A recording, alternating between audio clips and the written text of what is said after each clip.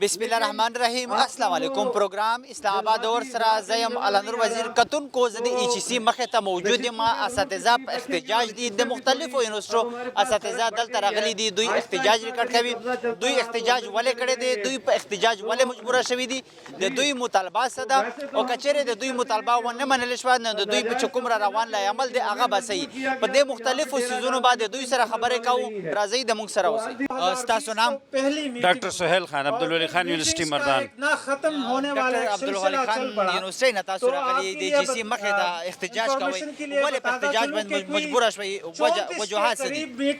داسې ده چې دا مهال دوه قسمه سیسټم دی په یونیورسټو کې. یو بی پی ایس دی چې 40,000 استادان دي او ایچ سی بل یو سیسټم انیشیټ کړو د تورمان د مخې چې هغه دی ټي ټي ایس.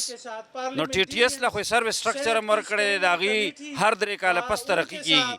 بی پی ایس کې زه تاسو ته مثال درکوم چې ډاکټر عباسین یوسفزی د اسلامي کالج کې لیکچرر برتی شو او لیکچرر ریټایر شو. 13 کاله پس لیکچرر هغه ریټایر شو. نو موږ د دې لپاره راوتي یو چې زما شاګرد زما سره چې پی ایچ ډي کړی ده هغه زما شاګرد اسسټنټ پروفیسر دی او زه لیکچرر یم. نو مطلب دا دی چې موږ داسې وایو چې زموږ لیکچران ټول لاړل، هغې پروفیسران شو، هغې له 3 کاله پس ترقي ورکوي او موږ چې دی نو دغسې ناست یو.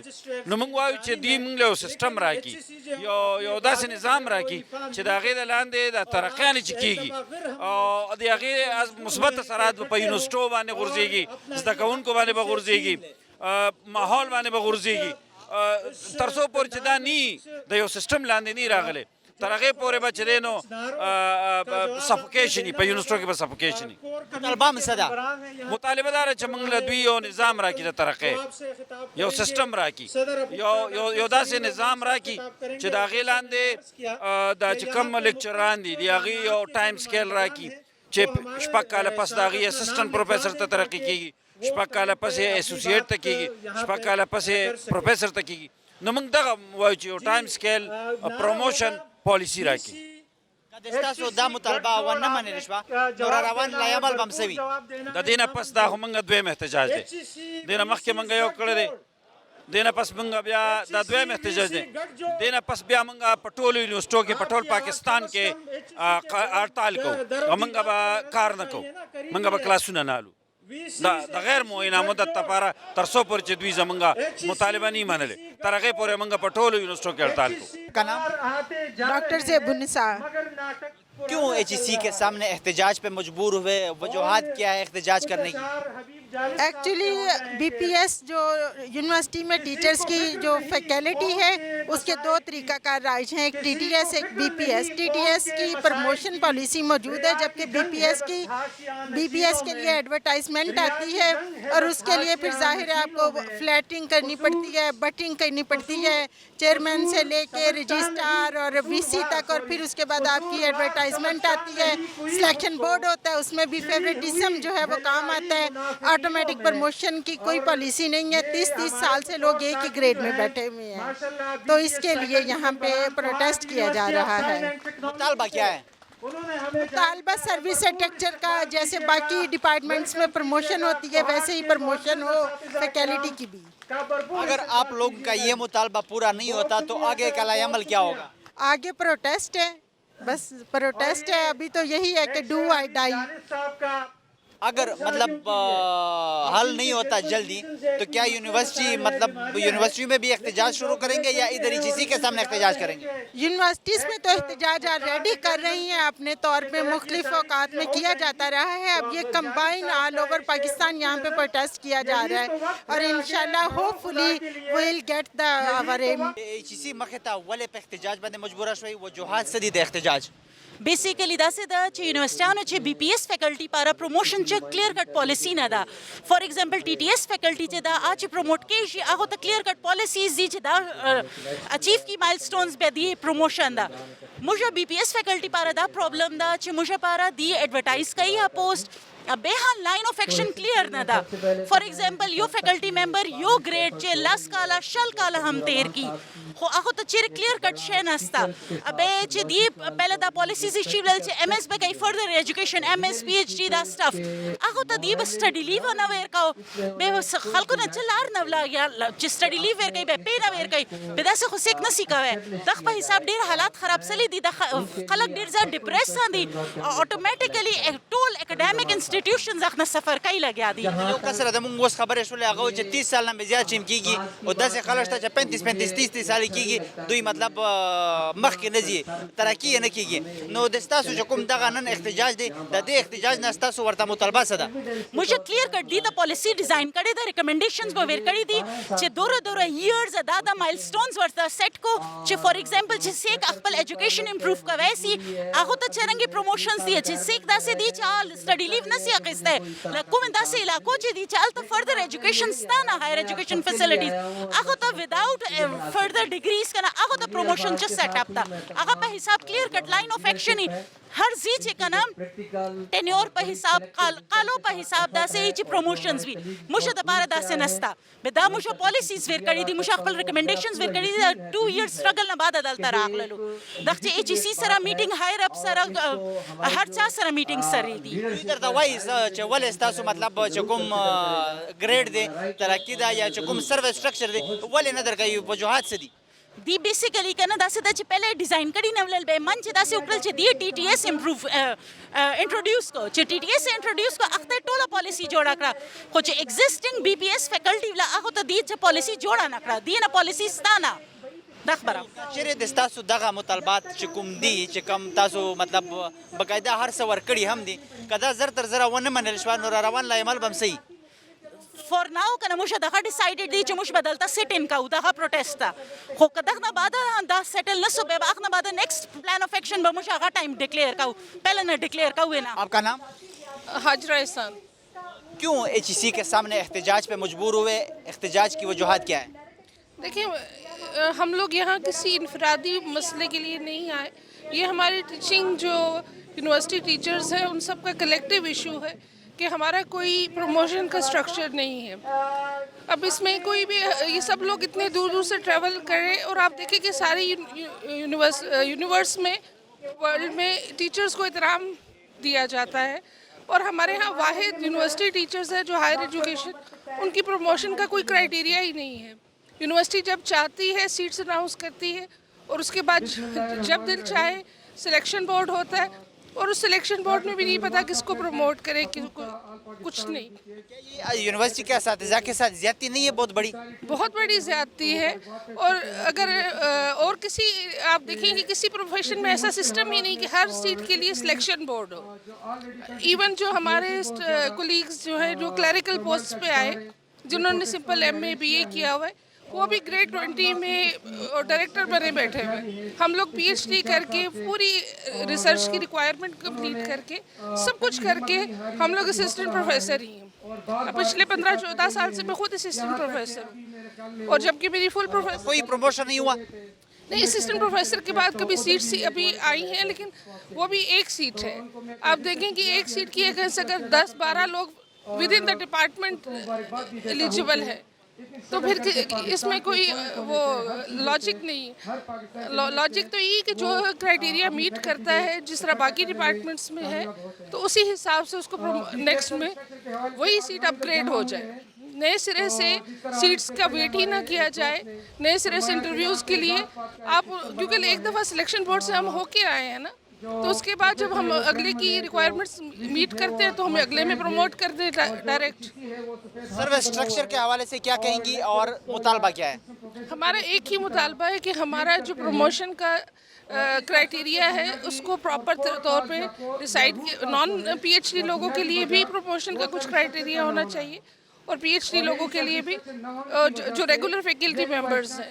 اور ٹی ٹی ایس پہ آنا جو ہے نا وہ ہر بندہ نہیں آنا چاہتا. آپ کو پتہ ہے ریگولر جاب کے لیے ہمیشہ سے لوگ پریفر کرتے ہیں تو اس میں جو ہے کہ ایک پراپر اسٹرکچر بنایا جائے کہ جس میں سب کے जो requirement complete करे अपना एक्सपीरियंस रिसर्च में और पीएचडी में, तो उसको नेक्स्ट में ऑटोमेटिकली प्रमोट, जिस तरह बाकी प्रोफेशंस में होता है। और ये कोई ऐसी हमारी वो नहीं है कि मतलब जिसको आप कहें कि इलीगल हमारी डिमांड है, बिल्कुल जायज़ डिमांड है। और मैं तो प्राइम मिनिस्टर साहब से शहबाज शरीफ साहब से भी रिक्वेस्ट करूँगी कि वो इस पर स्पेशल इंटरेस्ट ले। तो ये किसी कंट्री को जेब नहीं देता कि हमारे टीचर्स इस तरह रोड्स पे आके, ठीक है, हम अपनी क्लास में लेक्चर लेके उसके बाद यहाँ आके बैठे हुए, तो ये एक मतलब ये टीचर्स को रिस्पेक्ट तो नहीं आप दे रहे, उन्हें फोर्स। असातिज़ा की बहुत इज़्ज़त करनी चाहिए। हमारे असातिज़ा सड़कों पर है, तो अगर आप लोगों का ये मुतालबा पूरा ना हुआ तो आगे का अमल क्या होगा? ये तो जो हमारी ओवरऑल तंजीम है डिसाइड करेगी, वही इंशाल्लाह फॉलो करेंगे सर। किसी के सामने धरने के लिए तैयार है? नहीं, धरने का सच तो कोई यूँ अभी डिसाइडेड नहीं है।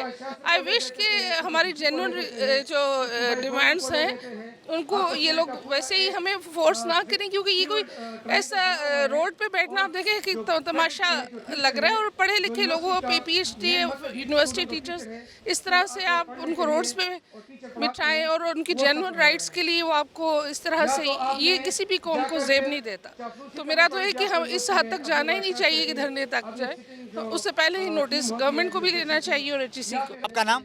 मेरा नाम डॉक्टर हलीमा सादी है। डॉक्टर साहबा क्या कहेंगी, क्यों एहतजाज पे मजबूर हुए एचईसी के सामने? एहतजाज की वजूहात क्या है? एहतजाज की ये वजूहत हैं कि हमारे यहाँ एक रीसिलेक्शन होता है हर बीपीएस के लिए, जिसमें ये लॉस होता है कि सिलेक्शन बोर्ड के लिए हमें बहुत साल इंतज़ार करना पड़ता है। जबकि आप देखें तो हर अदर प्रोफेशन में other than education, higher education, यहाँ पे प्रमोशन सिस्टम होता है जिसमें ड्यू राइट्स टाइमली बेसिस पे मिलते हैं, जिसमें हर एम्प्लॉई को फिर एंड ऑफ द डे एक पेंशन बेनिफिट भी होता है जो कि ड्यू बेनिफिट है, जो मिलना चाहिए, वो हमारे नहीं मिल रहे। आप अगर देखें तो बाकी प्रोफेशंस में लोग इवन पीएचडीज़ नहीं भी होते तो वो हमसे हायर ग्रेड पे बैठे हैं, और हम लोग पीएचडीज़ भी करते हैं, एचईसी की हर पब्लिकेशंस रिक्वायरमेंट्स भी पूरी करते हैं, और उसके बाद हम क्यू में लगे रहते हैं कि सिलेक्शन बोर्ड होगा, ऐड आएगा। यूनिवर्सिटीज़ में भी एड्स आते हैं और वो फिर सालों साल सिलेक्शन बोर्ड्स होते नहीं, डिले हो जाते हैं। तो इस वजह से एक ड्यू डिमांड है अक्टूबा के फोरम के तहत हमारी के। मुतालबे के हवाले से क्या कहेंगे? मुतालबा क्या है? मुतालबा यही है कि एक proper time scale, promotion scale होना चाहिए यूनिवर्सिटी टीचर्स के लिए भी, ताकि वो एक रिस्पेक्टेबल वे में ट्रीट किए जाएँ। आप देखें तो वर्ल्ड वाइड जापान और बाकी कंट्रीज़ में एग्जाम्पल दी जाती है कि टीचर्स की एक रिप्यूट है, एक रिस्पेक्ट है, प्रेस्टीज होती है। यहाँ पे टीचर्स अपने राइट्स के लिए स्ट्रगल करते रहते हैं और करते करते रिटायर हो जाते हैं। I have an example from Islamic university even के, जहाँ पे लोग 15-15, 20-20 साल से एक ही स्केल में हैं, इसी तरह कायदे आज़म में हैं, और इस्लामाबाद में कई यूनिवर्सिटीज़ में लोग सफ़र कर रहे हैं। तो उनका एक ड्यू राइट है, एक टाइमली वे में उन्हें प्रमोट किया जाए, रिस्पेक्ट दी जाए, क्योंकि अगर टीचर्स की रिस्पेक्ट नहीं है किसी कौम में तो फिर किसी की रिस्पेक्ट नहीं है। तो उसकी बात है कि आज असातिज़ा सड़कों पर है, तो आप लोगों का जो मुतालबा है अगर ये पूरा ना हुआ तो आगे का अमल क्या होगा? अभी तो हमें यही कॉल आई थी कि प्रोटेस्ट पे आएँ, और हम बिल्कुल इस अम्ब्रेला के नीचे प्रोटेस्ट में आए हैं, और हमारी कोशिश होगी कि हमेशा जब भी हमें बुलाया जाए हम अपने टाइम में से टाइम निकाल के आएँ और इसमें एक टीम वर्क के तौर पे एक कलेक्टिव एफर्ट करें rather than fighting for individual rights. हक के लिए कब तक मतलब इस तरह लड़ते रहेंगे, और हुकूमत के लिए पैगाम क्या है? यही मैसेज दिया जा रहा है कि क्योंकि ये ड्यू राइट्स हैं और इसको स्टैंडिंग कमेटी और सब ने भी अप्रूवल दी हुई है कि yes they are due rights, तो एक इम्प्लीमेंटेशन एंड पे लैग है। अदरवाइज रिकॉग्निशन है डिफरेंट हलकों में कि जी ये राइट्स हैं और ये ड्यू हैं, लेकिन इम्प्लीमेंटेशनल लैग्स हैं और उनको श्योरली एड्रेस करना चाहिए एज सुन एज पॉसिबल।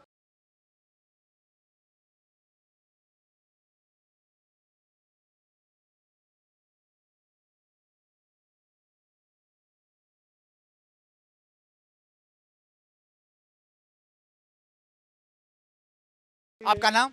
मेरा नाम डॉक्टर बतूलता है। मेरा ताल्लुक़ यूनिवर्सिटी ऑफ आज़ाद जम्मू एंड कश्मीर से। HEC के सामने क्यों एहतजाज में मजबूर हुए, एहतजाज की वजूहात क्या हैं? HEC से हम पिछले 2 सालों से मुख्तलिफ फोरम्स के ऊपर मुज़ाकरात में उनसे ये डिमांड कर रहे थे कि यूनिवर्सिटीज़ के उसातिज़ा के लिए कोई अप्रोप्रिएट सर्विस स्ट्रक्चर मौजूद नहीं है जो कि पाकिस्तान की बाकी तमाम सर्विस स्ट्रक्चर्स में मौजूद है, मुलाजमतों में मौजूद है। और ये HEC के ऑर्डिनेंस के तहत ये उनकी जुरिस्डिक्शन है कि वो इस सर्विस स्ट्रक्चर को प्रोवाइड करें, और उन्होंने एक महदूद अंदाज में वो एक और स्ट्रीम के लिए प्रोवाइड भी किया है TTS की सूरत में, जो कि उन्होंने BPS उसातिज़ा के लिए प्रोवाइड नहीं किया, जो कि तकरीबन 88% बनते हैं हमारी उसातिज़ा की तमाम स्ट्रीम का, जो कि हायर एजुकेशन इंस्टीट्यूशंस में पढ़ा रही है पाकिस्तान में।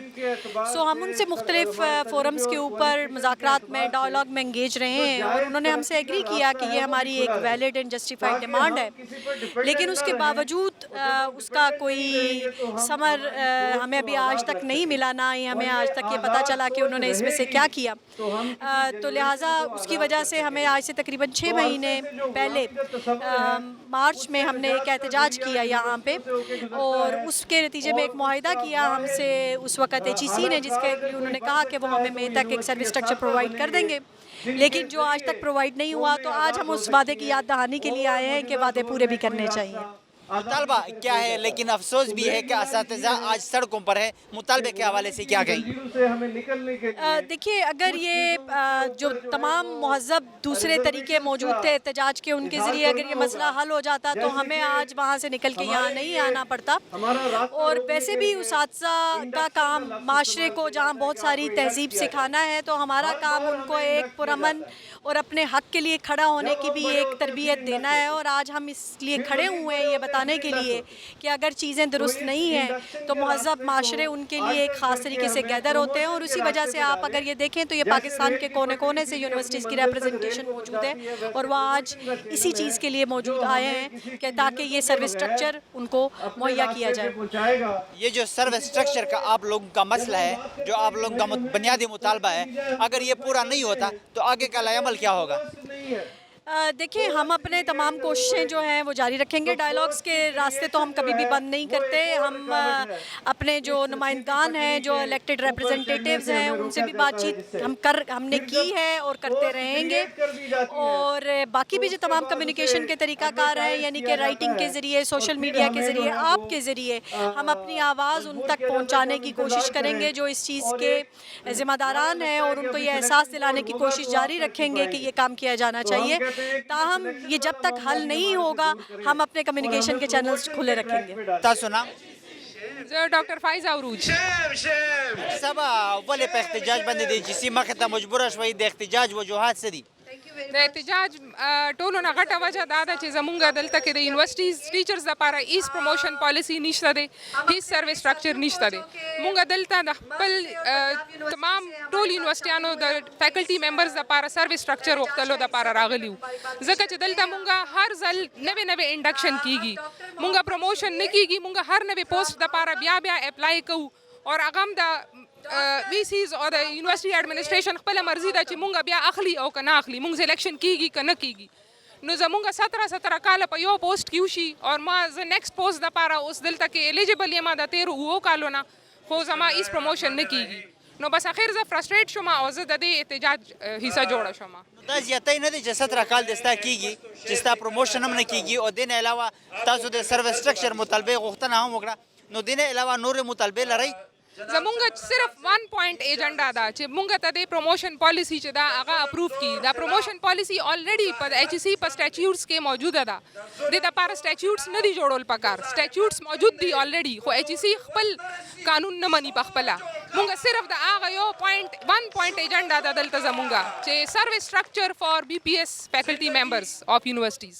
افسوس دی چې اساتذه نن پر روډونو باندې دي، او د ستاسو چې کومه دغه د سروس سټرکچر مطالبه ده که دا ونه منل شوه نو را روان لا عمل به هم صحیح. مونږ به ناست یو دلته چې تر څو زمونږ دا مطالبه نه منلې شوې. او نن په د تاسو سوچ کولی شئ نن د پاکستان ټولو سرکاري یونیورسيټیانو کې کلاسونه نه کیږي، ځکه چې مونږ ټول دلته ناست یو. د دې ټولې د دې وجه HEC ده، اور ایچ ای سی د دې هر څه ذمہ دار دی. نو ایچ ای سی د دا سوچو کی چې را روان په ټولو یونیورسټیانو کې کلاسونه نه کیږي نو دې څو پورې دا افورډ کولی شي. مونږ به تر هغې ناست وو چې تر څو زمونږ مطالبات نه وي پوره شوی, ځکه چې تر څو مونږ نیو سیټسفاید مونږ سټوډنټس نشو سیټسفای کولی. سروس سټرکچر لکه اوس تاسو خبره وکړه چې ما 18 کاله کېږي چې پروموشن مې نه دی شوی, نو دا خو ستاسو حق هم دی چې دغه تاسو ته میلو شي. بس موږ خپل حق د پاره دلته کې راغلی وو. همدا خو د خفګان خبره ده چې ټولو نه اعلی هایست ډیګري ده زما سره په دنیا کې. دلته دا ټول خلک چې لاس دي دا ټول میکسیمم پی ایچ ډي هولډرز دي. پی ایچ ډي نه خو غټه ډیګري نشته په دنیا کې که نه, اور هغې نه علاوه هم ریسرچ اکټیویټیز هر څه شته دی. اور موږ یې په دې حالت کې مجبور کړو چې موږ په سړک باندې ناستو نن. نو موږ دپاره دا ډېره د افسوس او د خفګان ورځ ده. خو زما په خیال چې ایچ ای سی دپاره او زموږ د ګورنمنټ اف پاکستان دپاره د ټولو نه زیاته د افسوس خبره ده چې هغې موږ دې باندې مجبوره کړو نن.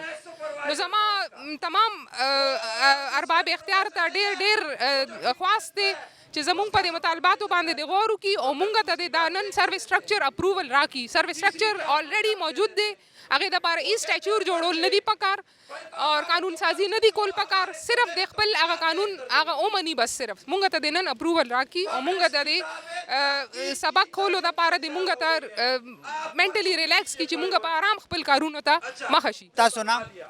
زما نوم شاهنواز دی او زه پېښور کې د اسلامي کالج یونیورسټۍ کې لیکچرر یم او نن د مظاهرې له راغلي دا زموږ مظاهره د ایچ ای سی مخې ته چې کومه ایچ ای سی مخې ته ولې په احتجاج باندې مجبوره شوئ؟ د احتجاج وجوهات څه دي؟ دا چې څومره تاسو ته استادان دلته ښکارېږي ناست دي په دې روډ باندې, دا د پاکستان د یونیورسټو هغه استادان دي کوم چې د بی پی ایس سروس کې کار کوي. بیسک پے سکیل والا استادان ټول را جمع شوي دي. د دې یو ډېره بنیادي مطالبه ده, آئیني او قانوني مطالبه ده. د انصاف غواړي, ځان دپاره انصاف دا غواړي چې کوم د ملک آئین دی, قانون دی, د دې ایچ ای سی چې کوم قانون دی د هغې مطابق د موږ ته د کیریر ډیولپمنټ مقرره شي, راکړی شي, څنګه چې نورو ټولو ملازمینو ته میلاو ده. تاسو ته به پته وي یا به شاید زموږ ملګرو تاسو ته ویلي وي, په ټول پاکستان کې د بی پی ایس چې څومره هم نوکران کار کوي په سرکاري ادارو کې, په هغې کې یو د یونیورسټۍ استادان دي چې هغوی ته د ترقۍ هېڅ مخکې لار نشته دی. بس په کم ګریډ کې چې دا برتي شي هم په هغه ګریډ کې دا ریټایرډ کېږي. که بل مخکې ترقي نو ترقۍ دپاره دي. ډېره د افسوس خبره نه ده چې په کوم ګریډ کې برتي شي په هغه کې ریټایر کېږي. ډېره زیاته د افسوس خبره ده. زه به تاسو له مثال درکړم. زه چونکې د اسلامي کالج یم, دا د پښتو چینل دی, نو عباسین یوسفزی صاحب تاسو پیژنئ ټولو, ډېر لوی نوم یو, زموږ د پښتو ډپارټمنټ استاد و, بلکې دا زموږ ذکر هم کوي. هغه برتي شوی و لیکچرار, او لیکچرار چې دی نو هغه ریټایرډ شو, چې ډېر لوی نوم و پښتو کې. او ما به خیال ټول پښتانه یې پیژني, بلکې ټول پاکستان په صدارتي ایوارډ یافته سړی و هغه, او هغه لیکچرر برتي شوی و, لیکچرر ریټایرډ شوی دی زموږ د یونیورسټۍ نه. نو ناانصافي خو دا بدبختي ده, همدغه انصاف غوښتلو دپاره راغلي وي چې ایچ ای مخې ته ناست وو او خپله مظاهره کوو. سروس سټرکچر په حواله څه نظر لرئ؟ مطلب د دې نه علاوه نورې مطالبات لرئ؟ نه, یوه مطالبه ده چې بس موږ له زموږ سروس سټرکچر راکوي. څنګه چې د نورو سرکاري ملازمینو هغه ملازمین کوم چې د بی پی ایس لاندې کار کوي, دا هم هغه رنګې موږ له راکوي. زه په یو ګریډ کې برتي شم چې زما کله ایلیجیبیلیټي پوره کېږي, زما ټایم پوره کېږي, نو ما د بل ګریډ ته چې څنګه نه بل نور سرکاري ملازمین ځي هماغه شانته دی ما بوځي. کوم حقوق نورو ملازمینو ته میلاویږي د هغې حقوقو تاسو مطالبه کوئ؟ هم حق غواړو, د هغې نه یو رتی هم سیوا نه غواړو, خو دوی موږ له کم راکوي, موږ د هغې موږ برابر کوي. او دا د ایچ ای سی په خپل آرډیننس چې کوم قانون دی د کوم لاندې چې دا کار کوي, په هغې په آرډیننس کې دا شامل دی چې دیو به دلته چې څومره بي پي ایس ټیچران دي د هغې له د ترقۍ دپاره یو سټرکچر جوړوي, یو پات به جوړوي چې اوسه پورې هغه دیو جوړ نه کړو موږ دپاره. ستاسو چې کومه دغه د سروس سټرکچر مطالبه ده, که دغه ونه منلې شوه نو را روان لایمل به هم صحیح. نو زمونږ خو مجبوري وي, موږ خو دا زما په خیال دویم دریم احتجاج دی چې ایچ ای سی مخې ته یې کوو, چې بل څه نه وي نو ایچ ای سی بیا موږ په دې مجبورۍ, موږ خو استادان یو, بل څه نشو کولی, خو موږ به کمپلیټ سټرایک ته ځو, مکمل هړتال ته به ځو, کلاسونو نه به بایکاټ کوو او یونیورسټیانو نه به د کار نه به بایکاټ کوو. بیا خو موږ سره اخري اپشن بل دغه دی, او هغه ایچ ای سی موږ مجبورۍ د دغه صورتحال چې کوم موږ نه غواړو چې هغې ته لاړ شو, خو د دې ذمهواري په ایچ ای سی باندې په هایر ایجوکیشن کمیشن باندې وي. کا نام؟ ڈاکٹر سلمہ امتیاز. I'm from Software Engineering Department, International Islamic University. کیا کہیں گی HEC کے سامنے احتجاج کی وجہ سے مطلب وجوہات کیا ہے اور کیوں احتجاج میں مجبور ہوئے؟ ایکچولی پروموشنز جو ہے وہ میرٹ پہ ہونی چاہیے. ایوری بڈی نوز دس.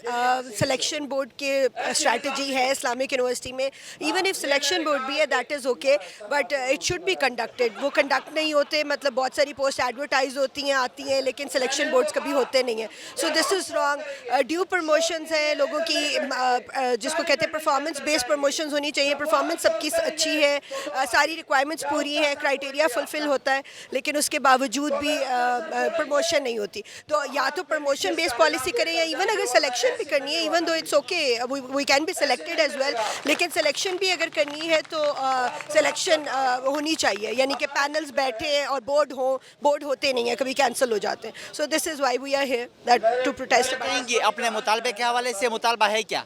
مطالبہ بیسکلی یہی ہے کہ ون شوڈ بی پروموٹ سروس اسٹرکچر, سروس کی بیسس پہ, ایکسپیرینس کی بیسس پہ, اور آپ کی پرفارمنس کی بیسس پہ دیر شوڈ بی پروموشنس. جو آپ لوگوں کا مطالبہ ہے خاص کر سروس اسٹرکچر, پروموشن, باقی ساری چیزیں, یہ پورا نہیں ہوتا تو آگے کا عمل کیا ہوگا؟ جنرلی تو ابھی پیسفل پروٹیسٹ ہی ہے, ٹھیک ہے. پھر لیٹس دیکھیں, اٹس اباؤٹ واٹ ایوری بڈی ڈیسائڈس. تو جو سب نے ڈیسائڈ کیا ول ڈو دا سیم.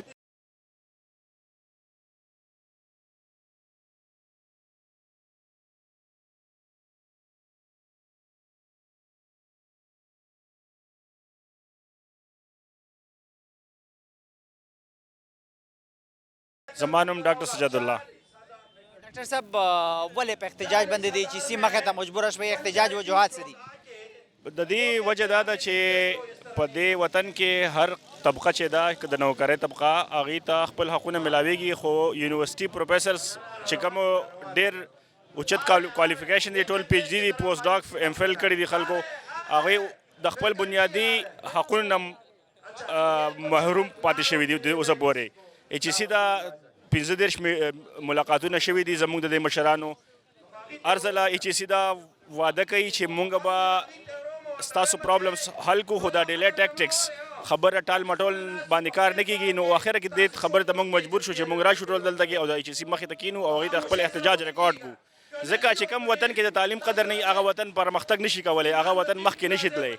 دلته چې فوز کې وګورې نو په FSC باندې خلک بر لاړ شي, LLB باندې خلکه چیف جسټس ته ورسېږي, دغسې په پولیس کې وګوره, بیوروکریټس وګوره, BA کړي وي او ټول غټ غټ افیس ګیر کړي. یونیورسټي ټیچرز او د یونیورسټي پروفیسر کوم چې PhD کړی ده, کوم چې پوسټ ډاک کړي دي, د بهر ایکسپیرینس دی ورسره, د علم خزانې دي ورسره, هغوی ته دا بنیادي حق نه ملاویږي. نو د دې دپاره مونږ اوس دا احتجاج خپل ریکارډ کوو, خو د دې وطن په راتلونکي طالبان څه ده؟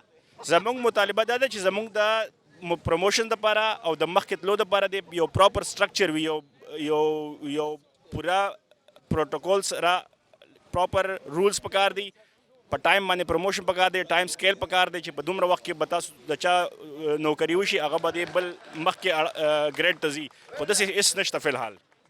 اساتذاتو چې کوم د دوی حق ملاویږي, د هغې حق تاسو هم غوښتنه کوئ چې کوم پروموشن دی خاص کر هغه تاسو ته ملاویږي, هغوی ته ملاویږي, نو څه نظر لرئ؟ خبره دا ده چې په وطن کې دوه قسمه دي. یو TTS سیسټم دی, هغه خو لږ ډیفاین دی, د هغې ټایم دی خپل چې دومره ټایم وشو, اسسټنټ پروفیسر 4-5 کاله وشو, دی به اسوسییټ ته شي. د BPS دپاره دا نشته. د BPS دپاره به نیو پوسټ کریټ کېږي, هر ځله به نوې اپوینټمنټ کېږي, او هغه بیا د وایس چانسلرانو خوښه ده, هغه بیا په یونیورسټي کې یو څه خاص اثر رسوخ والا خلک چې هغوی ته فایده کېږي, نور ته نه کېږي. نو دې سره د ډېرو خلکو چې کوم مستحق خلک دي, د هغوی استحصال کېږي. د دې ختمېدو لپاره د ټایم سکیل پروموشن ډېر ضروري دی. دې سره به ډېر د پولیټیکل ایشوز چې کوم دي په یونیورسټو کې, دا به ختم شي, او دې سره به خلکو ته سټسفیکشن چې ملاوي شي. نو د تعلیم چې کوم کله استادان خوشحاله وي په خپل جاب کې, هغوی به کنټریبیوشن هم ښه کولی شي. نو چې ته اوس د کوم ملک چې کوم استادان دي چې هغه خوشحاله نه وي, د هغوی پرفارمنس چې ښه نه وي, نو بیا د تعلیم خو تاسو ته پته ده چې هایر ایجوکیشن چې کله خراب وي, نو بیا ورسره وطن پرمختګ نه شي کولی. نو دا ضروري ده چې پراپر اصول جوړ شي, څنګه چې د نورو نوکرانو دپاره دي, داسې د استادانو دپاره هم شي چې په وخت باندې هغوی ته خپل حق میلاو شي. افسوس دی چې نن اساتذه په روډونو باندې دي. ستاسو چې کومه دغه سروس سټرکچر پروموشن دغه مطالبات دي, نو که دا مطالبات ونه منل شوه, را روان لا عمل به څه وي؟ دا خو دې باره کې خو زه څه نشم ویلی. ځکه چې زمونږ د ابوال پاکستان یونیورسيټي بي پی ایس ایسوسییشن چې سر نشي ویلی نو درنې ته یا بیا احتجاج ته تیار یې؟ احتجاج ته تیار یو. زمونږ مشران دي چې دوی کوم فیصله وکړي موږ به هغه منو. ځکه چې obviously هغوی چې کله دا فیصله کوي نو د ټولو نه اوپینین اخلي. زمونږ واتساپ ګروپس دي په هغې کې اوپینین اخلي، د هغې نه فسټ به هغې فیصله کوي او چې کومه فیصله مشرانو کوي هغې سره موږ ولاړ یو. ستاسو نامه؟ ډاکټر عماره زاهد. د ایچ سی مخې ته ولې په احتجاج باندې مجبوره شوئ؟ د احتجاج وجه څه ده؟ د دې اصل وجه دا ده چې زمونږ د جابس لپاره څه پراپر پروموشن سټرکچر نشته. په دې وجه موږ ټول دې خو راغونډ شوي یو. موږ کلونو راسې په یو سیټ باندې ناست یو. زمونږ جاب سیټونه اډورټایز کیږي خو بغیر څه وجه کینسل شي. اول موږ ټول فورس کړو چې تاسو ټول پی ایچ ډیز وکړئ. موږ ډېر په مشکله باندې خپل پی ایچ ډیز هم کمپلیټ کړل، هر څه د دې ریکوایرمنټس هم پوره کړل.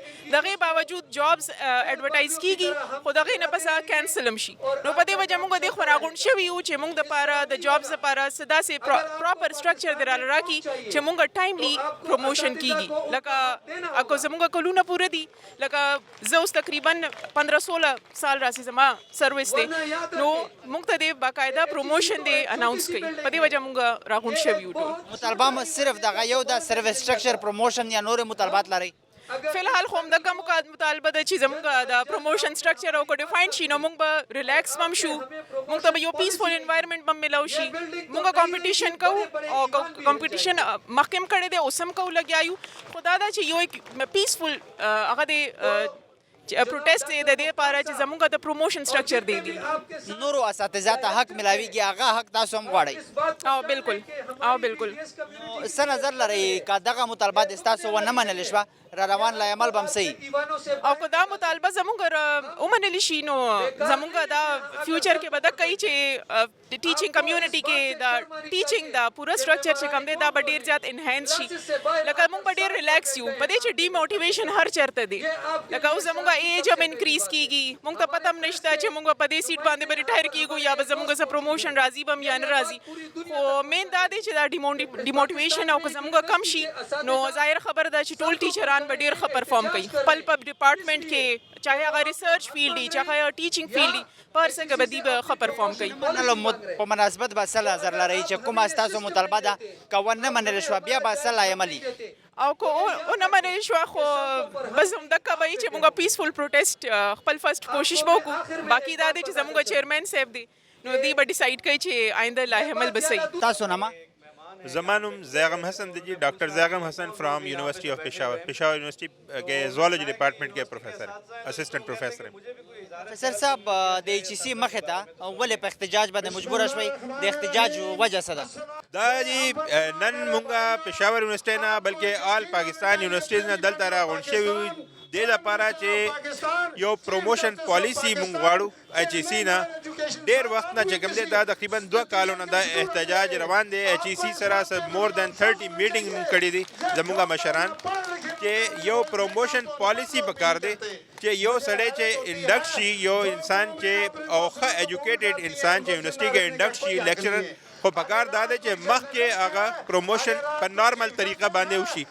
لیکن دلته دا مسله ده چې ایچ ای سی والا داسې سسټم جوړ کړی دی مونږ له چې دی کې هر ځل تاسو ته کوم دی نوې پوسټ ایډورټایز شي هغې باندې ټول پاکستان نه بیا خلک اپلای کړي او پته نه لګي یاره چې د چا سلیکشن وشي. خو ایوری ټایم هر ځل چې کوم دی پروموشن دپاره یونیورسٹی ټیچر چې کوم دی هغه ټول پاکستان سره مقابله کوي، کمپټیشن کې راځي.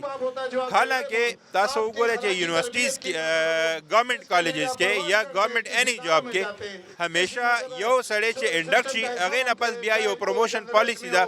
آفټر 6 ایئرس چې کوم دی هغه ګریډ 17 نه 18 ته چې پروموټ شي هغې نه پس بیا چې کوم دی 19 ته شي 20 ته شي. زمونږ یونیورسټیز کې دا مسله ده چې یو سړی چې انډکټ شي. اوس پشاور یونیورسٹی کې داسې کیسز شته چې دیر آر ټیچرز هو آر ورکنګ ان ون گریډ فرام last 18 years 12 years 14 years بعض خلک 14 سال نه 18 کال نه چې کوم دی صرف لیکچرر پوسټ باندې لګی دی او دا نه دی چې هغه څه کار نه کوي هغه روزانه چې کوم دی 4-5 کلاسز داخلي هلته یونیورسټي دپاره بزنس چې کوم دی کوي یونیورسټي هغې په سر باندې چې کوم دی سټوډنټان ایډمیشن کوي او ګټه کوي یونیورسټي په دې چلیږي لیکن ایچ ای سی یو خو فنډینګ بند کړی دی آلموسټ لیس دین هاف شو بل دا چې پروموشن پالیسی نشته خو دې باندې چې کوم دی ټیچرز ډېر زیات پریشان دي او دې کې چې کوم دی یو انریسټ کریټ کیږي چې یو سړی او یو فیمیل چې کوم دی وین دے گیټ ا جاب خو بیا انسان زړه کې دی یره چې یو سره د پاس باید کوم دی اسسټنټ پروفیسر یو سره د پاس چې کوم دی زب اسوسییټ شم زب یا فورم پروفیسر شم خو دلته اوس نه کیږي اوس نن دلته احتجاج کې یو کس راغلی دی گجرات یونیورسټي نه هغه 59 ایئرز ایج دی 59 کال عمر دی آخری کال دی او هغه اسسټنټ پروفیسر ریټایر کیږي حالانکه اسسټنټ پروفیسر پر پروموشن نه دی شوی دی هغه اوسه پورې دغه پروموشن نه دی شوی خو یو کال پاتې د دې کې بس پروموشن وي ډېر زیاتی نه دی ورسره دا ډېر سخت زیاتی ده چې انسان خپل ټول عمر چې کم دی یو انسټیټیوټ ته ورکوي او هغې ته چې کم دی د پریویلیجز میلاو نه شي هغې ته څه فایده میلاو نه شي د هغې پروموشن وشي نه شي خو دا په کار دا دی چې څه داسې طریقه جوړ شي او دې طریقې دپاره مونږ دلته راغلي یو یاره چې هر څه مونږ جوړ کړی دی مختلف کمیټیز کې دا سسټم مونږه فارورډ کړی دی دې ته پریزنټ کړی دی یاره چې دا طریقه کار دی په دې چې کوم دی تاسو وکئ ګورنمنټ کې هم کیږي ادر کالجز کې هم کیږي خو هر ځای کې دا سسټم شته تاسو نامه زما نوم جواد خان دی جی او زه د عبدالولي خان یونیورسټۍ کې فیکلټي ممبر یم جی د ایچ سی مخې ته ولې په احتجاج باندې مجبوره شوئ د احتجاج وجه څه ده خبره دا ده جی چې په دې ملک کې د تیرو په یو 4 کالو راسي د یونیورسټۍ د استاد دپاره د ترقي یو لار نشته دغه مزل که دوی کوي هغې ته دوی د اف ان پی سی نه پاس کوي او بیا د هغې دپاره سیټ کریشن کیږي بیا ایډورټایزمنټ او بیا هغه پروسس تقریبا 3 کاله اخلي چې په هغې باندې وسایل هم خرج کیږي او وخت هم خرج کیږي او اکثر کیسونو کې داسې وشي چې هغه خلک چې د سنډیکیټ پورې هغه فیصله رسي نو هغه خلک ریټایرډ دي د ایچ سی قانون دی خپل قانون دی د دې په پاور اینډ فنکشنز کې دی 10 کیو د هغې د لاندې دا چې دوی به موږ له یو پروموشن پالیسي راکوي او هغه پالیسي په مد کې به هغه به بیا په یونیورسټو کې اپلای کیږي هغه پالیسي دوی موږ ته نه ده راکړې دوی سره زموږ تر دې دمه 15 میټینګ زموږ په ایچ سی کې شو دا خبره زموږ د سینټ سټینډینګ کمیټې کې شوې ده دا همیشه خبره زمونږ د نیشنل هایر ایجوکیشن سټینډینګ کمیټې کې شوې ده او هغوی له هم دوی دوکې ورکوي هغوی ته هم دوی د سپتمبر 10 تاریخ نیټه ورکړې وه چې دې له به موږ تاسو له دغه درکو پالیسي درکو اوس وخت دا دی چې پالیسي ډرافټ تیار دی دی بله ورځ منل هم دا چې ډرافټ تیار دی نو چې ډرافټ تیار دی نو بیا ته نوټیفیکیشن ولې نه کوې صرف یو نوټیفیکیشن پاتې دی چې هغه دوی تر دې دمه نه کوي او موږ دغه نوټیفیکیشن راغلی چې بای تاسو زموږ دا نوټیفیکیشنو کې زموږ وخت مه ضایع کوئ مطالبه څه لرئ مطالبه زموږ هم دغه نوټیفیکیشن ده چې دا کوم ډرافټ تاسو زموږ سره جوړ کړو په څه خوارو باندې هغه موږ سروس سټرکچر مطالبه هم ده بالکل زموږ پروموشن پالیسي نشته زموږ سروس سټرکچر نشته او د هغې زموږ غټه مطالبه دغه ده همدغې له راغلي یو فلحال د ستاسو دغه د سروس سټرکچر چې کومه مطالبه ده که دغه پوره نه شوه نو را روان چې کوم لای عمل دی هغه به مسئ فلحال خو زموږ دا لای عمل دی چې موږ دلته د ایچ ای سی مخې ته به کینو د ایچ ای سی مخې ته به کینو که په دې مه ونه شوه نو بیا به موږ ملکګیر دغه شروع کوو تحریک شروع کوو او غونډ ملک چې څونه یونیورسټۍ دي د دې د بندیز کوشش به کوو ځکه چې اواز نه اورېدلی کېږي نو د هغې به خامخا څه ناسره د عملي تاسو ګورئ دې کې زموږ سره د آزاد کشمیر نه واخله تر د کراچۍ پورې او د ګلګته پورې او د پښتونخوا بلوچستان د هر ځای نه نمایندګان موجود دي هغه که لږ دي که ډیر دي خو هغه راغلي دي د چېرته نه 10 راغلي دي د چېرته نه 20 راغلي دي نو مطلب دا دی چې دا مسله د ټول ملک ده او پکار ده چې دا دوی حل کړي او که نه حل کوي نو بیا به موږ د دې نه نور دغه ته ځو نورو زموږ داسې پلانز دي چې هغه به موږ اډاپټ کولو کوشش کوو چې دا پالیسي خامخا په دې اډاپټ کړو دوی موږ سره د دې وعده کړې ده او دا د دوی قانون دی لکه د دوی سره نه قانوني جواز د دې شته نه د دې سره مارل جواز شته چې دا خبره دوی د دې نه انکاري شي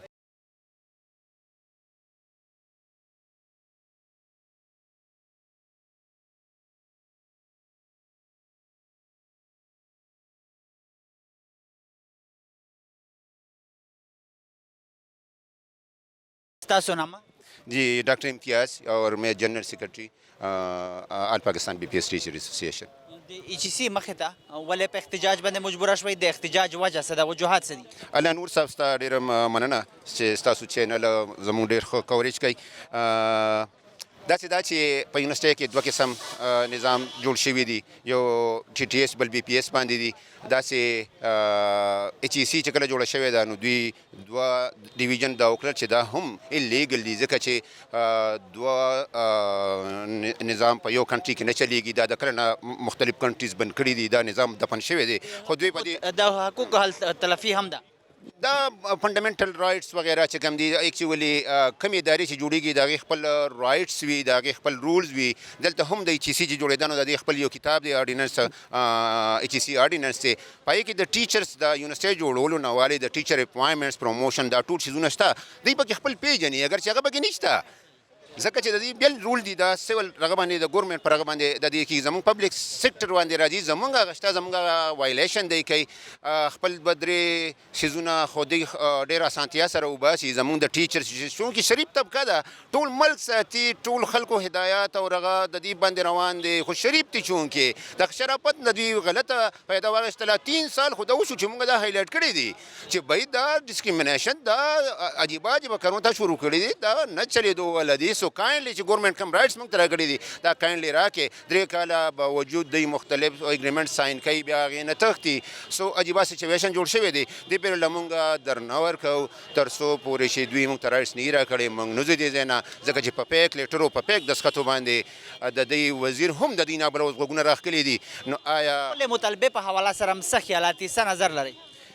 انشاءالله زموږ مطالبات خو زموږ په لاس کې دي، ځکه چې یونیورسټۍ زموږ په لاس کې دي. یونیورسټۍ د دې ځای نه چلېږي. یونیورسټي موږ غریب خلک چلو، دوی ته سبق نه ورځي. که دوی ته سبق ورتللو یا دوی پړهایي کولی شوه نو دوی به خپل رولز چې هغه صرف او صرف 16 پیجز دي په هغې خو به دوی پیدل.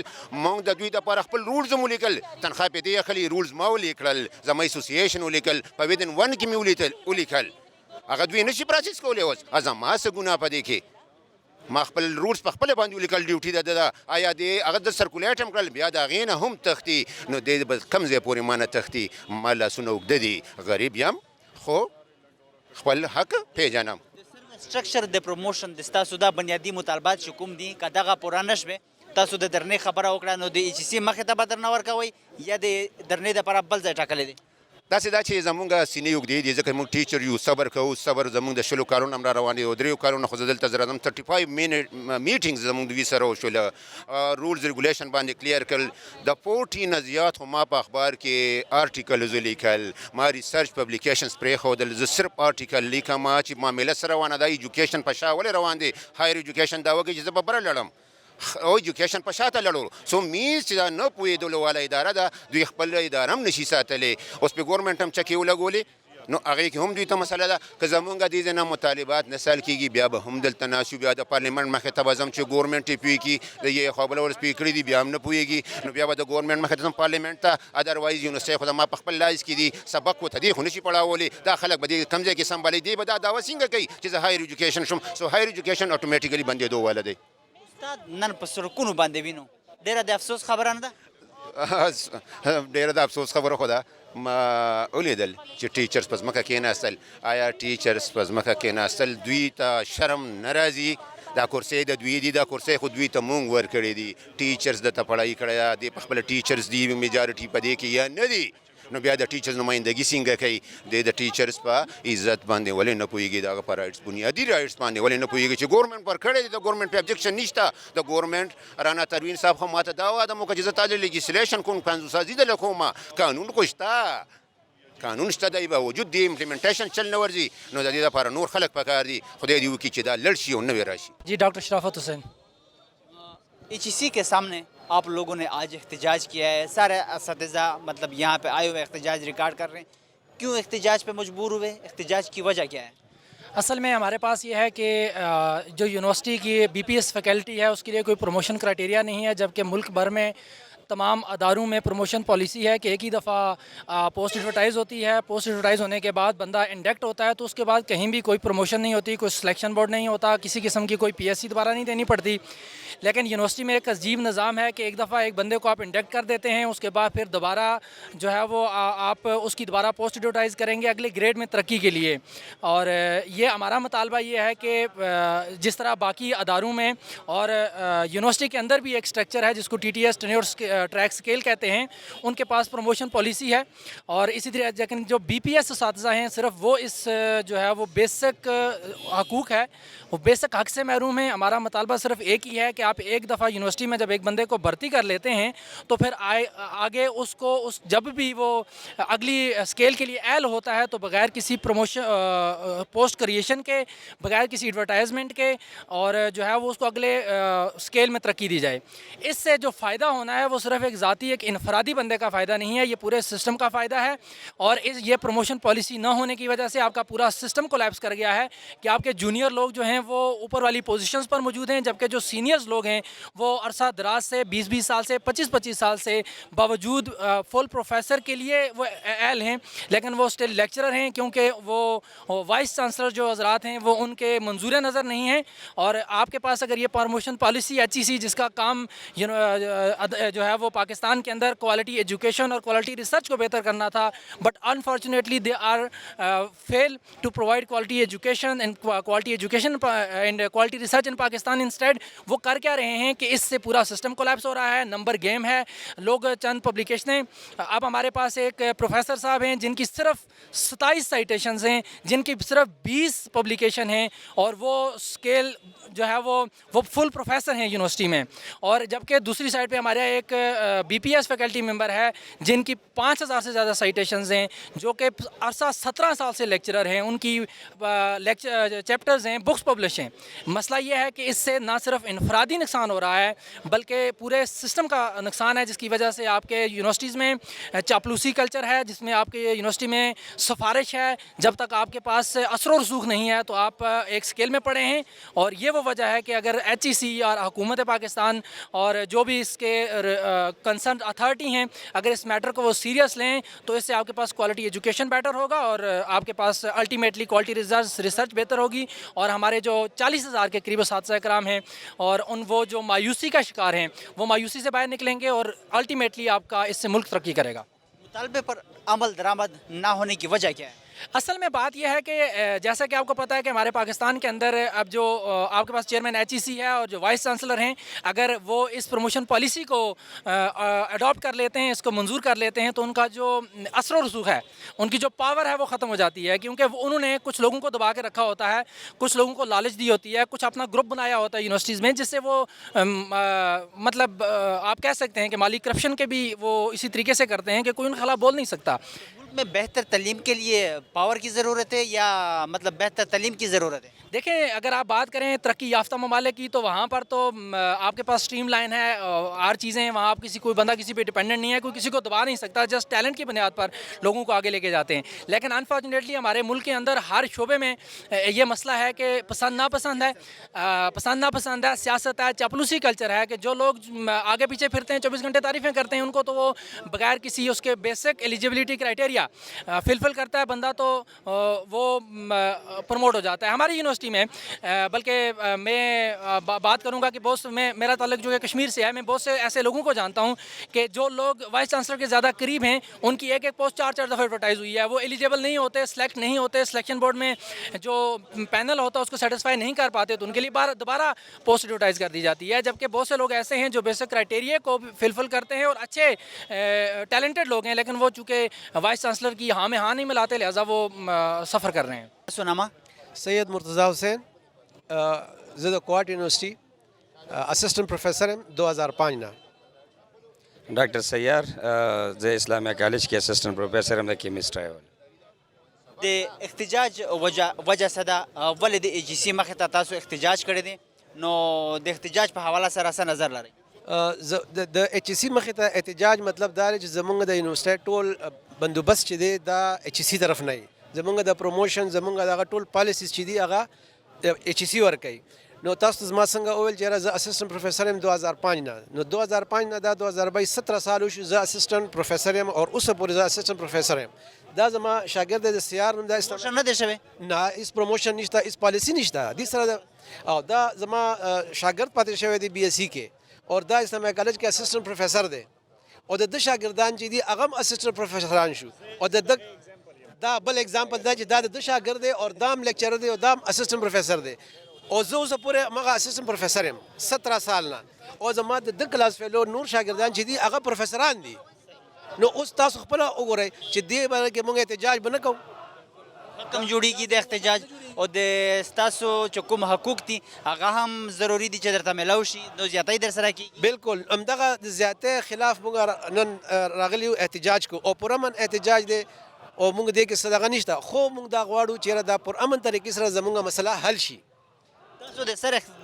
شاګرد یې څه نظر بالکل سر شاگرد ما په 2000 آئی تھنک 1997 اور ما خپل زه 2013 نه اسسټنټ پروفیسر یم ما دلته اسلامیه کالج کې پی ایچ ډي مې کړی یو کې نه او دا سجاد صاحب زما شاګرد دی اسسټنټ پروفیسر دی په دغه کې په پېښور یونیورسيټي کې نو دا یو قسم ډسکریمینیشن دی نو موږ دا غواړو چې یاره موږ ته دغه لکه څنګه چې د ټي ټي ایس والو څونه کوالیفیکیشن دی او څونه هغه دی ورسره پیپر یې داسې موږ سره هم شته خو داسې سټرکچر نشته موږ به فرش چې کوم پوسټ ایډورټایز شي هغې دپاره بیا اپلای کوو لکه ایز ا فرش کینډیډیټ او بیا به انټرویو ته اپیر کیږو نو موږ وایو چې دغه یو لاره وي چې په هغې باندې موږ ځو او همدغه پیپر یې همدغه شي نه چې کوم د ټي ټي ایس والو لپاره دا موږ دپاره پکار دی چې وي نو په هغې موږ تللی شو په اسانه باندې استاد چې تاسو وینئ چې هغه هم اسسټنټ پروفیسر دی تاسو هم اسسټنټ پروفیسر یې نو څنګه محسوسوئ یاره د بیا زه د سیسټم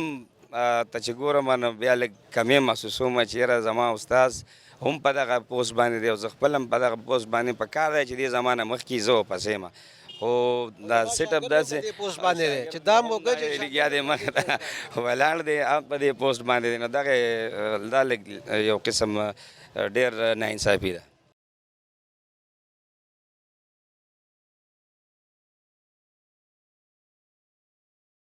کتونکو د ایچ سی مخې ته د دغې ناستې اساتذه تفصیلي خبرې تاسو واورېدې د دوی بنیادي چې کومه مطالبه ده هغه د سروس سټرکچر ده دوی دا وایي چې په سروس سټرکچر چې کومه د دوی مطالبه ده په هغه د په فوري توګه عمل درآمد وشي د دې سره زموږ د دې پروګرام وخت سرته رسي د بل پروګرام دپاره زموږ سره اوسئ الله پامان